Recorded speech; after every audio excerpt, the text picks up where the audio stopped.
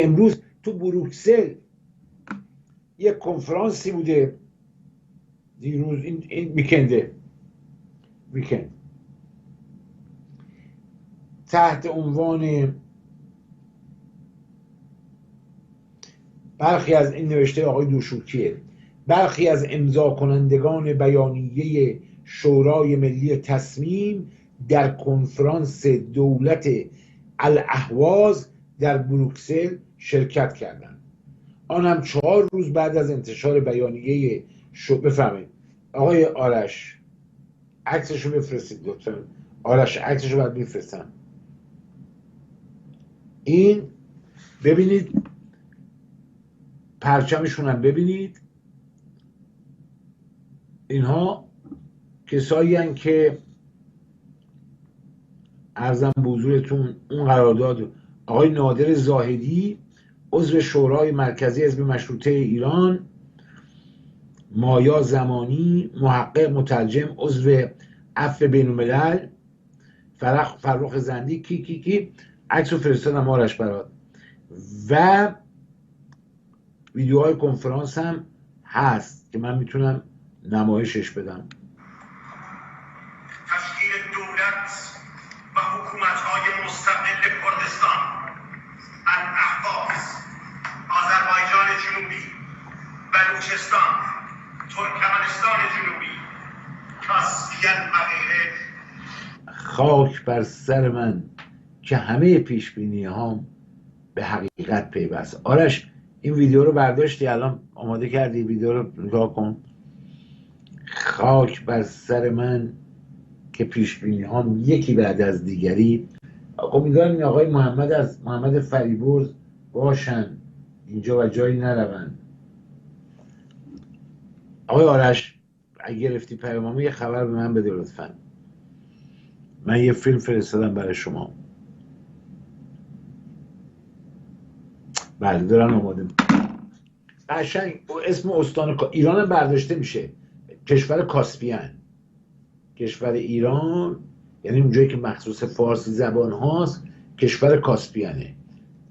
کشور و شما ساکت نشستین و میگه آقا برنامهش قشنگه، خبراش موثقه. چی بگم من؟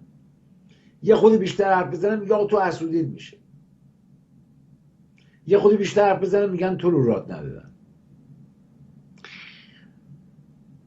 خانم آقایون، دولت شما، حکومت شما همراه این جریانه.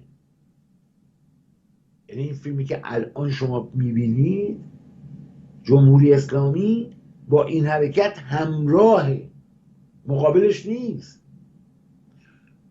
او جمهوری اسلامی داره مردم رو ناراضی میکنه، این داره اجماع جهانی تولید میکنه، درست میکنه. به همین سادگی. شما تنها جریانی که مقابل این اوضاع وایساده به من بگید کیه؟ کیه؟ جمعی از کسانی که بیانیه شورای تصمیم رو امضا کردن تو این ویکند تو بروکسل جمع شدن دور هم این کنفرانس رو برگزار کردن. اون وقت من یعنی یا در حقیقت بگم ما برای اینکه بتونیم مجلس شورای ملی رو اندازی بکنیم باید دست و بالمون بلرزه. چرا؟ چون بودجه داره. آقا همونی که بودجه میلیونی برای ایران اینترنشنال میده بودجه این کنفرانس هم میده؟ نمیده؟ خیلی بیشتر میده.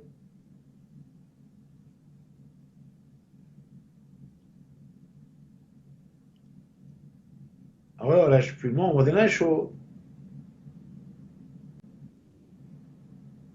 بله حالا چند همش هم پخش نکردیم که همون 2 دقیقه اولش رو پخش کنیم کافیه. رسما کنفرانس درست کردن، پرچم درست کردن. کشور الاهواز، کشور کاسپیان، کشور اسپوزاری هاشون هم کردن. ولی ما نمیذاریم. به همه‌شون دارم میگم، همه‌تون اگر دشمنم بشید، همه‌تون برای من لقب درست کنید، همه‌تون هر جا نشستید راجع به من بد بگید، همه‌تون هر جا پخش کنید لطفا. تشکیل دولت و حکومت‌های مستقل کردستان، الاحواز، آذربایجان جنوبی، بلوچستان، ترکمنستان جنوبی، کاسپین و غیره که به آغازی برای تغییرات اساسی در نقشه خاورمیانه بدل خواهند شد. ملت‌های غیر فارس که خاک و سرزمینشان توسط ایران اشغال شده است، حدود صدها سال است که برای تحقق حقوق و آزادی‌های ملیشان مبارزه می‌کنند و در این راه بسی هزینه و قربانی داده‌اند.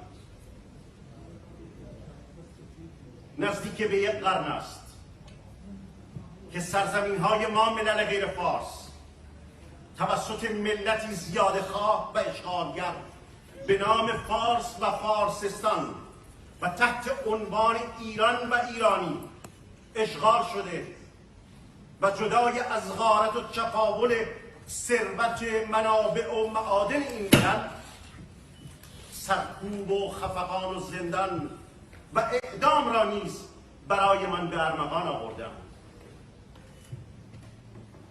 اگر بعد از جنگ جهانی اول و در 10 ژانویه 1920 و کنفرانس صلح پاریس یکی از اهداف اعلام و تأسیس سازمان ملل توسط 42 کشور که اکثرا تازه تأسیس بودند پایان دادن بود به اشغال سرزمین‌های ملل تا از تکرار جنگ جلوگیری شود، بعدها باز هم به دلیل وقوع جنگ جهانی دوم همین موضوع اشغالگری و استعمارگری بود که جنگ جهانی دوم نتیجهش بود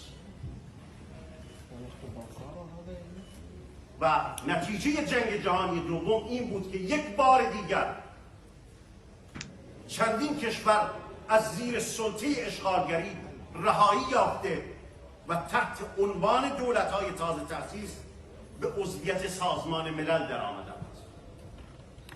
یکی از این کشورهای تازه بله ملاحظه فهمید. حالا مفصل است. براتون جالب نیست وقتی همچین جریاناتی وجود داره ما سرگرم حجابیم، سرگرمیم که خانوما رو سرشون کنار نره؟ بله اسمشون همه فردا بهتون خواهم، حالا مفصل دکتر کیانی همش هست، مفصله. بله مفصل. اگر براتون بگم جالبه که یه بار دیگه فیلمو نشون بدید رو صدای من. بله این عکس، یه عکسم فرستادم آرشون، الان میفرستم، الان نگاه کنید. تأسیس که به عضویت سازمان ملل درآمد ایران بود که تنها نمایندگی ملت فارس را داشت و در واقع بر روی خاک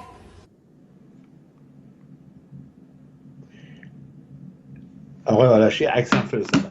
خب دیگه همه صندلی خالیه، پس چرا این کنفرانس رو برگزار کردن؟ فقط برای اینکه به اونایی که پول بهشون دادن بگن آقا ببین ما کنفرانس برگزار کردیم. کجا؟ با صندلی‌های خالی. آقای حاجیوند کار دارم حالا با این فیلم. صبر کن. با تک تک این آدما کار دارم. دولت الاهواز غلط‌های زیادی. شما مثل این که واقعا باورتون شده، شما واقعا خیال کردید کسی هستید؟ من تعجب میکنم اگر رفیق عزیز من، دوست نازنین من، مهندس نادر زاهدی واقعا توی این کنفرانس شرکت، بعید میدونم، من نمیدونم حالا چجوری ممکنه.